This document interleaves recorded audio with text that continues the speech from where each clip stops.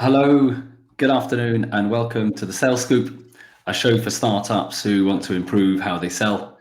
We tackle the biggest topics in sales and bring you the shiniest pearls of wisdom from experienced sellers. I'm Alistair Cole, your host for today and co-founder of the Uplift Partnership. I'm a computer scientist with 2 decades of experience in sales and marketing. And my name's Kieran Gill. I'm also a co-founder of the Uplift Partnership with 25 years worth of business development experience in enterprise selling, also in finance and in tech. Thanks, my friend, Kieran. And together we simplify sales for startups. Today, we're bringing you 7 ways AI can accelerate your sales. And we're going to dive straight into those 7 right away. First, we wanted to share our findings from running our 360 diagnostic tool in startups over the last 6 months. And one of the areas that we dive into is tech stack. And within that, we look at how startups are using AI and how maturely they're using it to work on their sales and accelerate their growth. And our findings are that across the board, it's not great reading. Lots of companies dabbling with it, some more proficiently than others. Health and Medicare actually out in front, 8.8% higher than the average, which was a surprise to us over the startups we've looked at. Software as a service, unsurprisingly, slightly ahead of average. I think you'd expect that. A lot of these AI tools are provided as software as a service, and they're easy to access. Professional services and non-profits not doing that well. Big surprise for us was seeing that IT and software companies really under-indexing on use of AI and their mature use of AI as we've looked at them.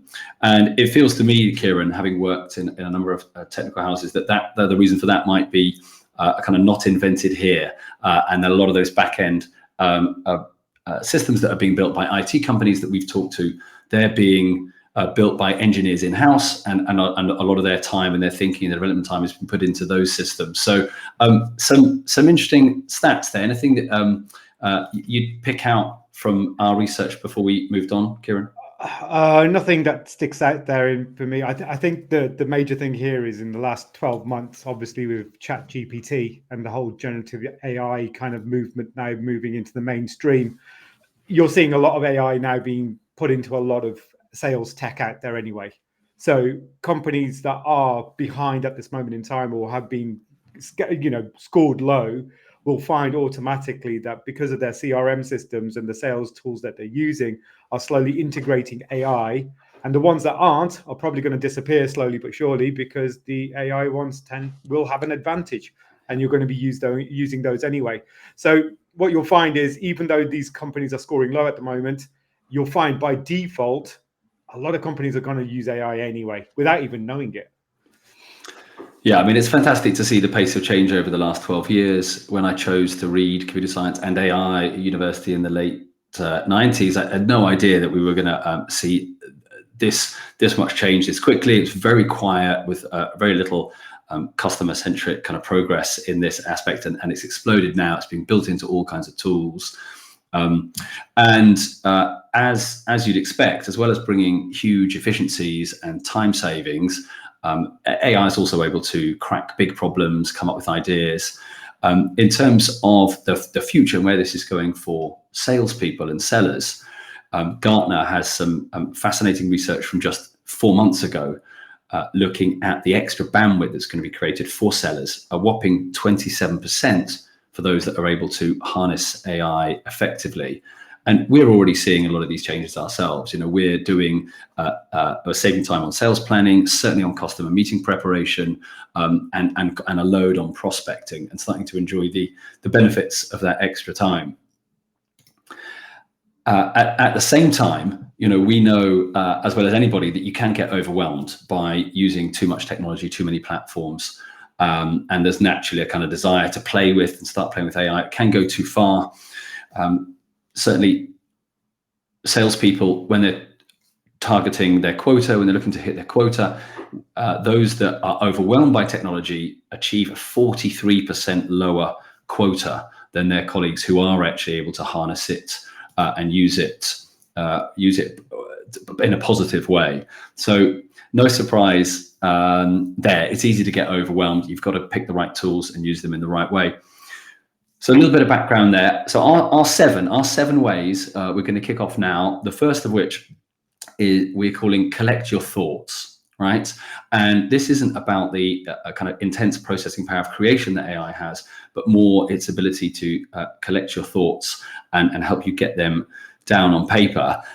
The place I'd start is I'm an enormous fan of Google voice typing. Now that doesn't seem like AI, it's been around for a while, but it absolutely is. It's using speech to text AI technology.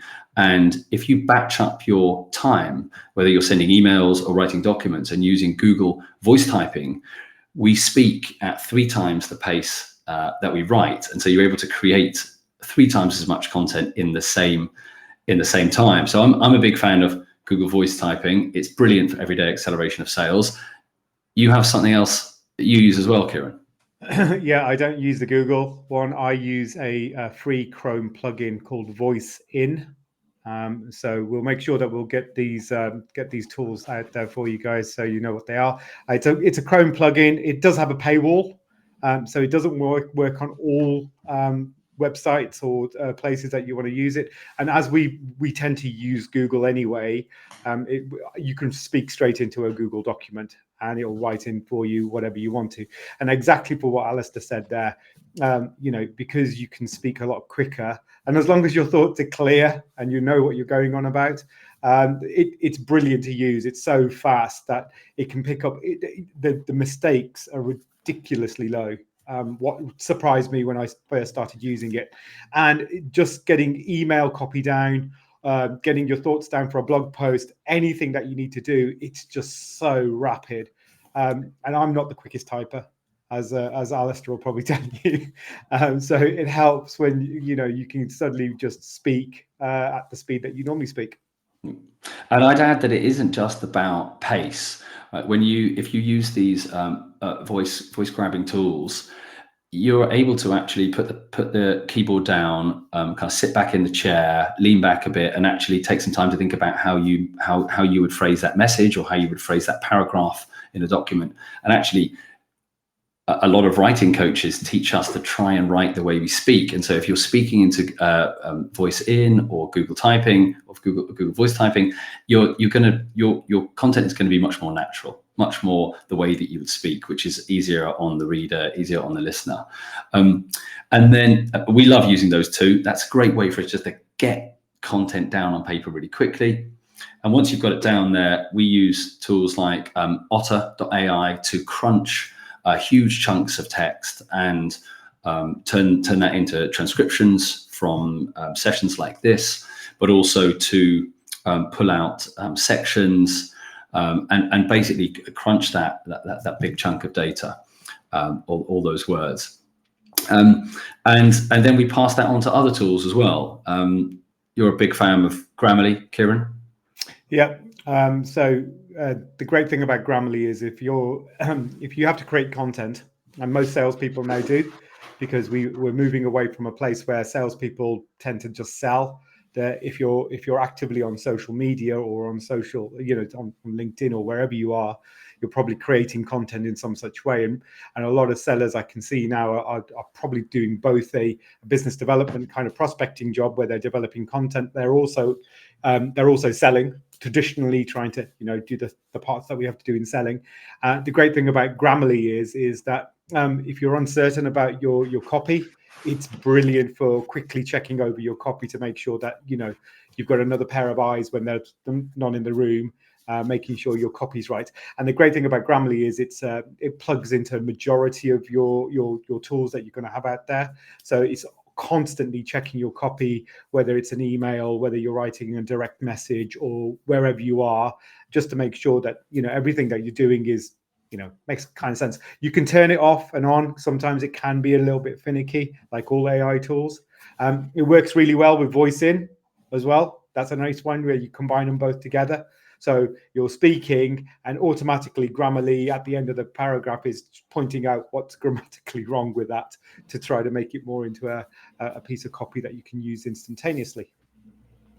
Yeah, and though it's about combining those tools together, like you've just said. So we'll use voice typing, we'll use Otter to take transcriptions, we'll feed that into Grammarly, back into Google Docs to check for any other errors, and then out it goes. So yes, we will provide a full list of tools in the show notes for today, but we've covered Google Voice Typing, we've covered Voice In, Otter.ai, Grammarly, and another one that's really helpful actually for capturing stuff is Google Lens or similar kind of tool. If you've sketched out some notes during a session on 2 or 3 pieces of A4, actually Google Lens can be incredibly helpful. I've got an example here where I was making some notes recently, and here I've taken a photo on the left-hand side. I've tapped the Lens button. In the second frame, I'm tapping on Select Text. The AI is then pulling out all the copy that it can read, and these are my atrociously handwritten notes. And on the right-hand side, it will start to make that list for you. So that's only taken 30 seconds, and you've already got the bones of what you've written out. Obviously, if you've got something printed, letters or printed copy on text, Google Lens is unbelievably accurate at pulling that copy and giving you a kind of head start to get going. So lots of different ways there are for collecting your thoughts and getting them down on paper. Section 2, the second way that you can use AI to boost sales is about crafting captivating copy. Okay, and the reason I've alliterated that is because actually that is one of the ways that you can use AI. You can brief it to create great titles that are alliterative and lots of other small ways. And we use it to create captivating copy for short form content and for long form content. Kieran, do you want to talk us through the process that you go on for the creation of say, social media posts? Yeah, potentially. So we'll still do the whole kind of, we'll go through a process, but we're not abandoning everything. So the way I like to use AI is trying to make up my shortfalls. So, there are going to be places where I'm using AI as a crutch. Realistically, I'm not asking it to do my job. What I'm asking it to do is to help me out where I'm getting kind of stuck, or where I can need to speed things up slightly or even exponentially. So I find the task easier to do. So the great thing to do is, if you've got an idea for let's say a blog post or anywhere, you can easily go from using Voice In, where you're speaking in about your idea. You could speak that idea straight into ChatGPT, what will then start to making some kind of answer out of it. So your prompt in there will then start coming out with certain parts of that whole kind of blog post. That blog post you can then take away from there and put it straight into Grammarly, what will then start correcting all the language behind it. Now, remember, you are using these tools, but this is still you. So it is your thoughts, the way you want to think. Now, you're not going to go into ChatGPT and just say, hey, write me a blog post about 7 ways to do AI and make it fun and make it also. If you do that, fine, you can get away with it. However, I want to keep it authentic. I want to use AI where I can use it to make myself better and make myself quicker, and use tools where I'm using technology to speed up the process. So that's the way I tend to use it when it comes to content creation. However, the idea of the content is still coming from a brainstorming that Alistair and I will do at the start of the month, where we'll come up with these are the ideas for this month, and I'll use AI or I'll use technology where to speed that process up. Yeah, fantastic. And you talked about the prompts, right? And a lot of people have got in touch and asked about how deep we're going to get into prompts and prompt engineering. We're not going to go super deep today. That is something we could cover off later for ChatGPT and other large language models and other generative AI image creation tools. But certainly it's about refining your prompts, right? So the more information you can give to the large language model, and the more specific you can be in the prompt about what is the background of the blog post article, for example, where the idea came from, what you're hoping that the benefits will be for somebody reading that article, and so you can be very specific about those prompts, including asking me for a range of different titles that may be alliterative or snazzy, or and the hashtags that might go with that, any supporting information, and gradually over time, as you build up your kind of reserve, your data bank of prompts that have worked, you'll keep expanding on it until you've got one that is incredibly powerful, that you're able to feed in these ideas that Kieran talked about that we've captured through voice in, and then have ChatGPT go and look at a particular topic and pull back a whole raft of information, not just a blog post, but all the supporting content that goes with it that's needed to be pushed out. And so we use that for long form creation as well, not just for individual, say, blog posts, but also as the basis of creating larger white papers. So how a piece of documentation should be broken down into the sections and the subsections, and use that to create a framework for us from which we can build. So really, I think ChatGPT probably is the main one we're using for writing long form and short form copy, I would say. Kieran, is that fair? Yeah, I've messed around with Bard. Is it the one from Google? I found that very similar to ChatGPT, but I've become very easy. It's very easy with ChatGPT, especially now that you can put in your parameters in the settings, and you can kind of give it a starter of who you are. So you can already say, I'm a 50-year-old sales coach living in Austria who is amazing and wants to write in British English and wants answers to be, and you can give it already these kind of prompts beforehand. So you can all put that into your settings so that when you do go into a language, go into a kind of the speech or the kind of answer you're looking for, it's already going to answer you in the way that it's expecting you to look at it. So that's the great thing with ChatGPT. It's moving on very, very quickly, and yeah, that seems to be the one that I tend to use as and when I need to. So there you go, using AI to craft captivating copy. The third of our 7 is about painting a powerful picture. We've used DALL-E before. The third one was hidden behind the paywall on ChatGPT. We've been using Midjourney from the beginning, and Midjourney is absolutely fantastic. I'm showing a screenshot of how we use it. Here on split the screen in half. On the left-hand side is Midjourney. You need to have created a Discord account because Midjourney sits on top of Discord, or certainly that's the way we use it. And then on the right-hand side, I've just got a blank page where I'm iterating, evolving, and improving prompts as they go on, and then pasting them from there into Midjourney on the left-hand side. And you can see that bottom one, photograph of a full yucca plant in a dark wooden pot on a plain white background, hyper-realistic, maximal detail. And those elements are ones that we've learned over the last 12 plus months about how they work. The reason there's a hashtag on the end is so that makes it easy for me to go and search my the results that I've had over the last few months. And you can see the search panel here on the right-hand side. So because I've tagged everything with hash ASLC, my initials, I can search in that panel on the right, and you'll immediately get your images back. And Midjourney is fantastic because if you use the U buttons, you can upscale. And really the two that we use all the time to kind of modify the images once we've found something we like are to zoom out, to use the 2 times zoom function. When you've got a nice picture, it's great, but Midjourney tends to fill it right to the edges of the frame. And so you can zoom out twice to pull back. And then when you found the one that you like, you can use the upscale button in order to get a high definition image that you can extract. And you can feed that any kind of creative prompts you like, including your brand colors in hex values or RGB, and get images that are absolutely perfect for your creative campaign. So you can use AI to paint a powerful picture. The fourth one is about preparing, prioritizing, and planning. And we use AI all the time for planning. How do you use it planning ahead of your sales meetings, Kieran? Just to go back, you were so geeking out then. Hex colors, what prompts with hashtags. Oh, you loved it. Honestly, that, ladies and gentlemen, this is where he lives. That's his thing.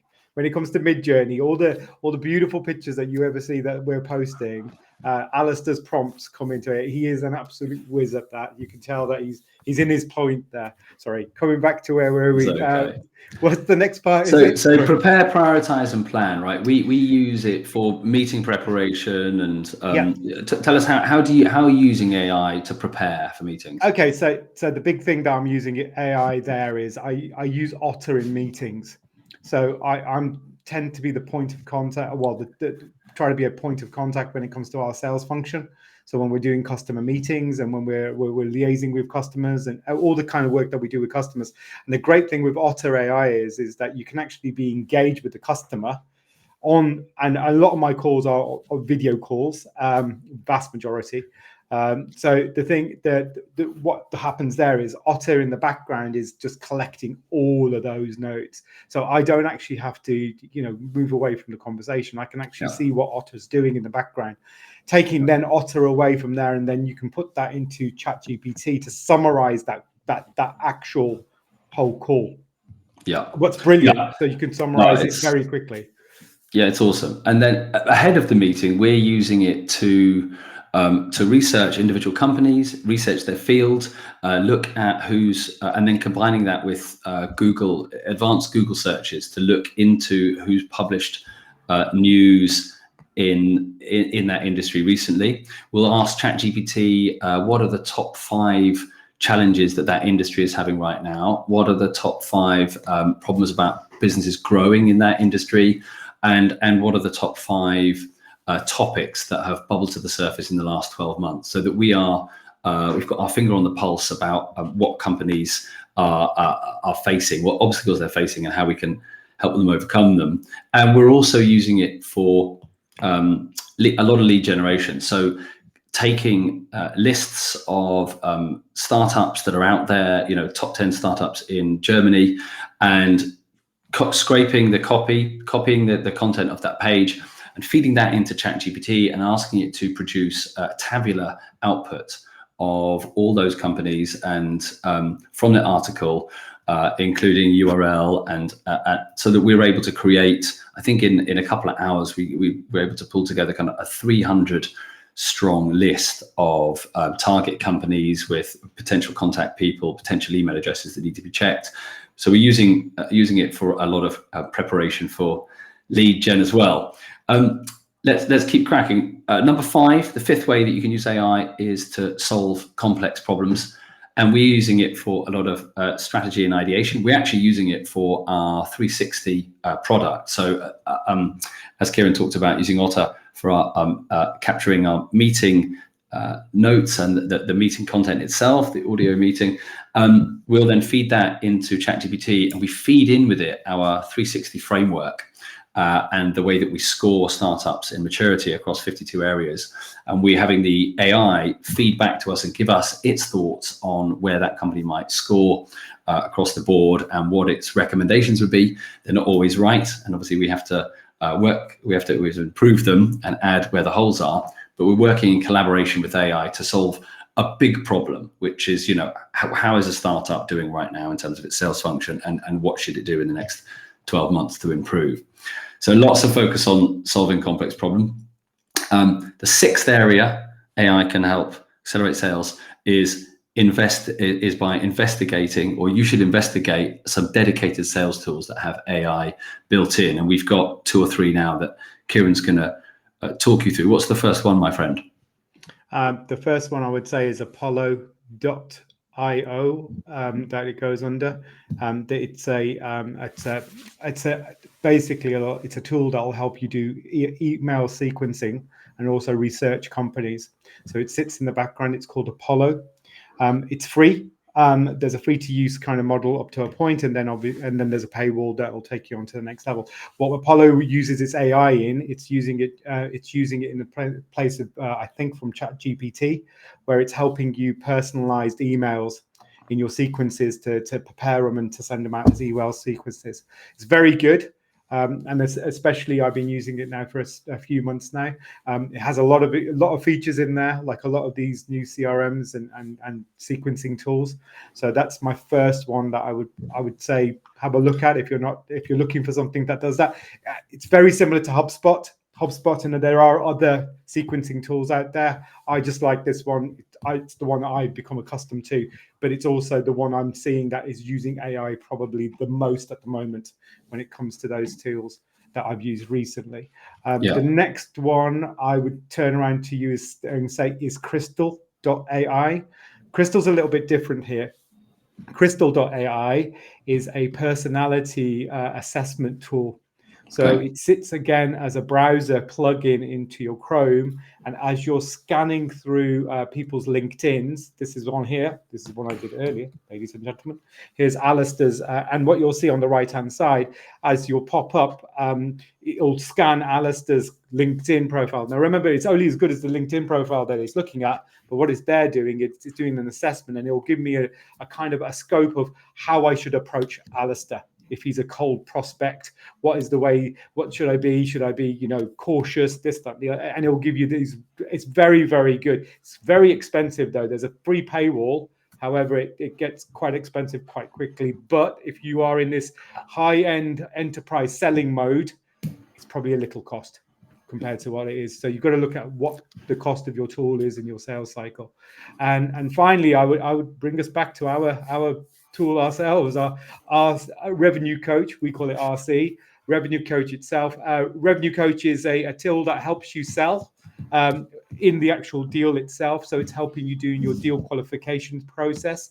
It's there picking out points that you're doing. Where a Revenue Coach is using AI, it's using it in its coaching copy, and it's also using it as I think it's using in its voice synthesization of the coach itself. So I think it's AWS Poly, is it, Alistair? Yeah. You're geeking out yourself there, my friend. Yes, it's AWS Poly. Thanks. Three more great tools, and like we said at the start, we'll put all of these tools and list them out with the URLs in the show notes at the end of this session. And the seventh and final area AI can help is about being experimental, right? And I would encourage you, AI, like all things that come along that are new practices, you can't just pick them up overnight. You have to build some muscle. You have to get some experience. You have to play with it. And so take the opportunity when you get it to experiment. And everybody is building this in now. I'm sure you've all seen in LinkedIn, it now offers you in the bottom left-hand corner on this post that I've half written, rewrite with AI. So I would say, assuming you've got that copy written somewhere else, press the button, press the show me what it's going to do with AI. You can always revert back to your original version before you send, but take the advantage when you're offered it. See what's happening. You will see the evolution, the improvement of AI functions in your favorite tools as they start to get rolled in, and more of that functionality becomes available across the entire spectrum of what's possible in sales. And that really is a state of mind. It's about staying curious and having a play. And that is the only way that you will build experience, stay at the cutting edge, and be able to maximize the use of AI.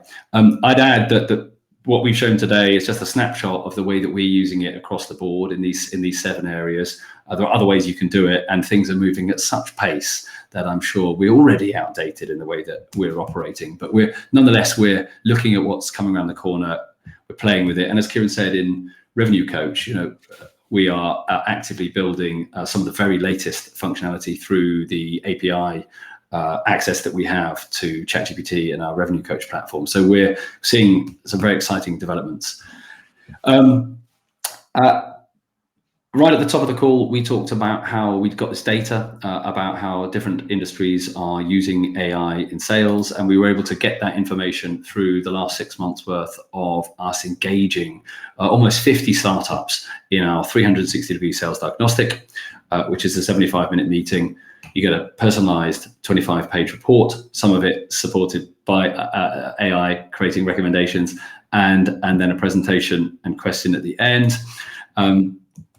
And if you're interested in the 360 or learning more, you want to see the road ahead clearly for your startup, then head over to theupliftpartnership.com/360.